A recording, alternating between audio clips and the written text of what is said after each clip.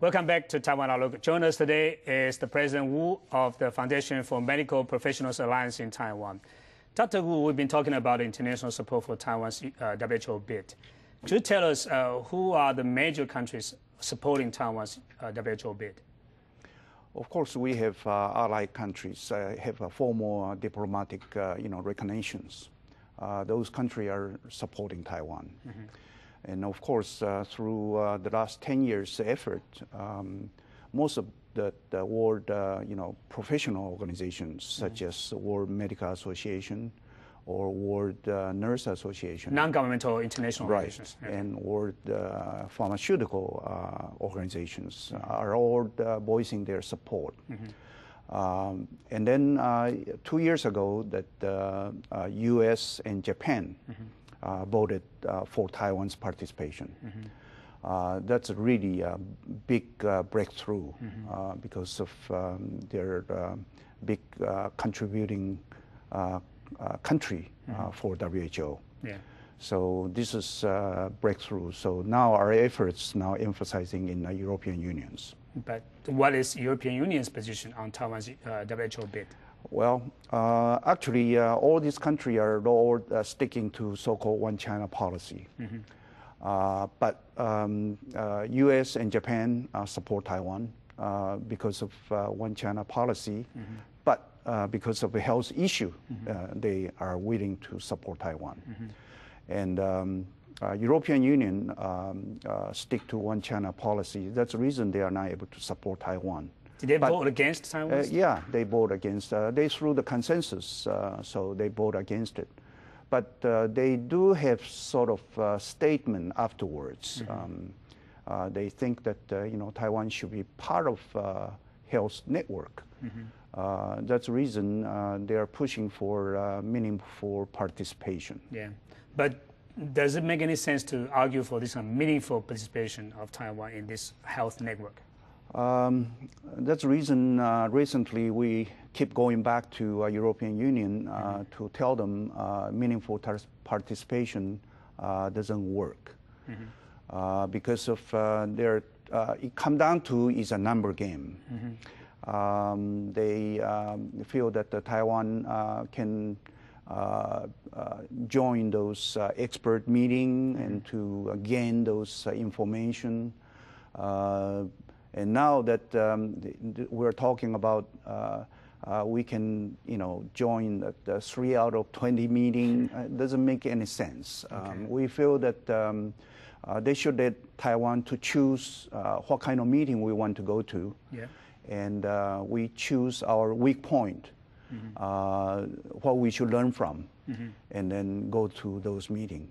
And then if we have a strong point, actually, we should be able to go there and then teach them how to deal with some of the problem we have. Mm-hmm. So meaningful participation with the limitation really doesn't mean anything to Taiwan. But again, does Taiwan's participation in those meetings or conference have to go through the Secretary General of the WHO and the Beijing authorities? Yes, and also that what the problem is because sometimes that the invitation come 2-3 days before the meeting, and then we even don't have time to prepare for that. Mm-hmm. Are there any cases that Taiwan's efforts to join some conference been turned down by the WHO and the Beijing authorities? Yes. I think that there's several meetings we want to attend, and then they use the excuse of too many, applications, so they turn us down. So these are reasons they gave to us? Too many people are applying for the conference? Yes. Do you think there are any political reasons for this kind of obstacles? Very, very clear. And then some are we were attended the meeting, and then they ask you to change your representations. Mm-hmm. Okay, where you come from? They ask you to change the name, such as Taiwan, China, or something like that. Mm-hmm. So it's creating tremendous problem for Taiwan. Mm-hmm. Your organization, FMPA, has been lobbying for the international support of Taiwan's participation in the WHO. what's your feeling about this kind of international support? Are we having more support, or are we losing support in the international community? It comes down to it's really testing humans' moral issues, really. Everybody knows that Taiwan should have all the right to be part of World Health Organizations. Yet we are repeatedly being turned down. So, and then you come down to whether this is a human security issue, a health security issue, or health right issues versus political issues. Yeah. And the sarcastic things is when we're talking about since that we've been trying for the last 10 years as an observer, it didn't work. And why not just directly apply for the membership? And then those countries will say, no, you politicize the problem, and then you're going to have more difficulties. So this is very, very difficult situation for Taiwan. What does Beijing have in mind in trying to isolate Taiwan from this international health community? Well, obviously they're afraid of Taiwan getting national status in international communities. And that's the reason they are blocking Taiwan. It's very obvious. But are they concerned about possible health or damage to people's feelings in Taiwan? If there's the case, and then they won't say anything damaging. Well, in front of reporter in WHA meeting, their vice president openly stated that Taiwan is not allowed to be a World Health Organization. And then in front of the camera, their ambassador to WHO stated that Suedini. Okay. Who cares about so this is sort of situation they really very rough and very rude, actually. Is Taiwan getting any damages from not being a member of WHO, such as networks, as you say, loopholes or holes in this kind of network? Obviously, that when enterovirus and SARS, I think that the two incidents hurt Taiwan tremendously. A lot of people that felt maybe Taiwan handled that beautifully, but underneath it, this is a very traumatic experience for Taiwan, not only psychologically and also economically. Yeah. So this is really tremendous damage, and so that's really the reason I think we are strongly, repeatedly pleading international community to accept us. If don't have a good reason, we already frustrated enough to quit. Yeah. Long time ago. Yeah, but as we know that China has been saying to everybody all over the world that Taiwan's health problems have been taken care of by Beijing. How would you respond to this kind of propaganda on the part of Beijing? Well, of course, that my colleague, Dr. Wu Yuntong, who was the president of Taiwan Medical Associations, that bring his blood pressure sky high because of he was so angry with those statements. But unfortunately, for the last 10 years, China has been lying in front of international community about our health care is provided by China. And there's no international community say anything about that. And they all know they are lying, but let them get by. And that were really very regrettable. Is that a hypocrite or hypocrisy on the part of the international community? Exactly. But China is also offering to Taiwan that if you want to join this health network, you can be just part of their delegation, part of their group. How will you respond to that kind of offer from Beijing? Well, since Taiwan is a sovereign country, I really don't think that we are suitable to do that kind of things. That's number one. Number two, actually, there's several other status also, like associate member and that kind of things, like under the colonial rules, and then you can apply for associate member. So I think that the government already clearly stated that they won't accept that kind of conditions. Yeah, but speaking of international support, different countries support Taiwan in different ways. For instance, the U.S. support Taiwan to be an observer of the WHO instead of being a member of it. Mm-hmm. What's in their mind? What are their concerns about supporting Taiwan as a full member of the WHO? Well, so far I think they only support for observer. Mm-hmm. I don't think they clearly stated that they will support Taiwan's status as a member. Mm-hmm.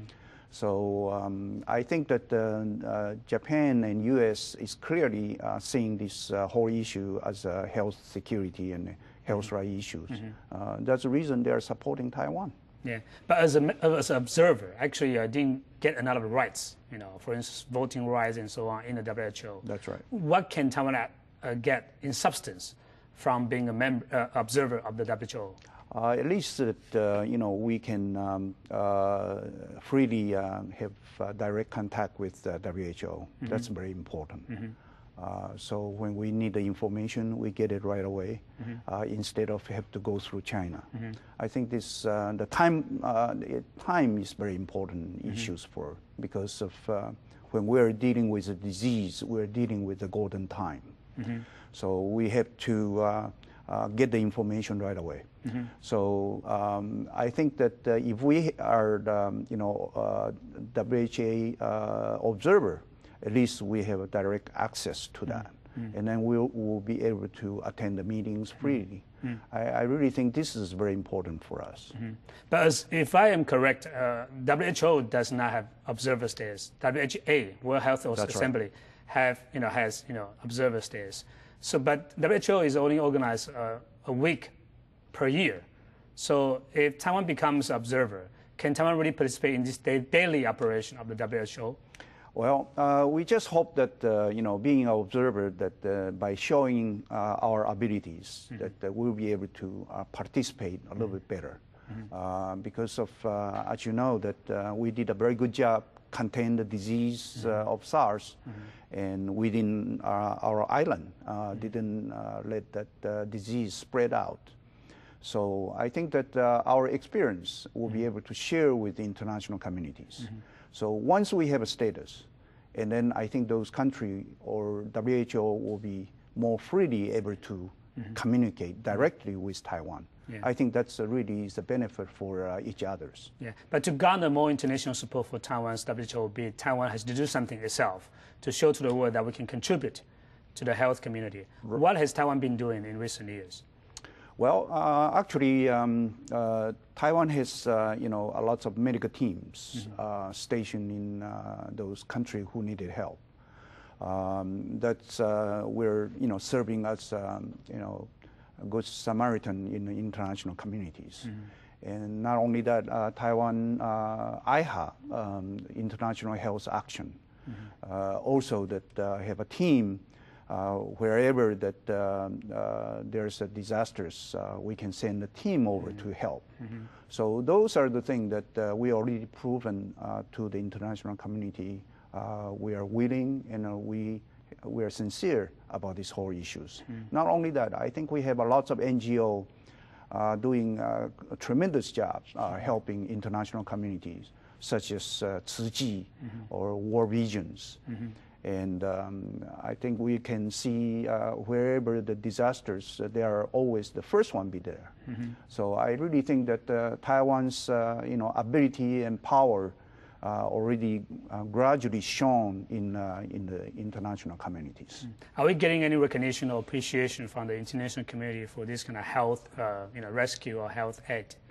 I think that we need to let that the international community aware of this situation a little bit more.